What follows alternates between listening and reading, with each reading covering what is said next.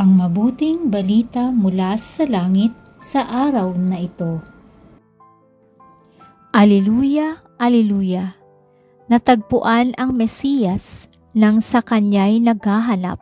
Siya'y pag-ibig na matapat. Aleluya, aleluya! Ang mabuting balita ng Panginoon ayon kay San Juan. Pinupuri ka namin, Panginoong Hesukristo. Noong panahong iyon, nakatayo si Juan at ang dalawa sa kanyang mga alagad.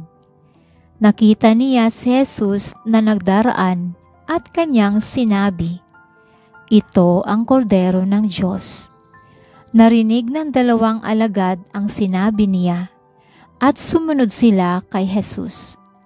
Lumingon si Jesus at nang makitang sumusunod sila ay kanyang tinanong, "Ano ang hinahanap ninyo?"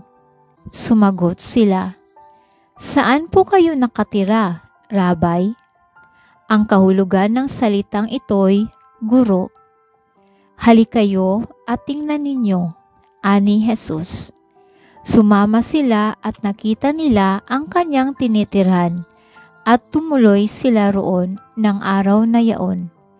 Nooy mag-iikaapat na ng hapon. Ang isa sa dalawang nakarinig kay Juan at sumunod kay Jesus ay si Andres na kapatid ni Simon Pedro.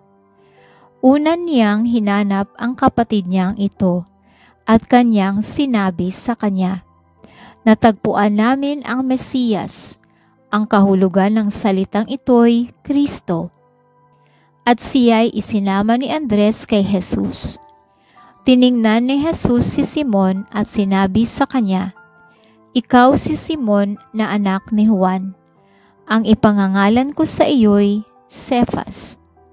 Ang katumbas ng ngalang ito'y Pedro.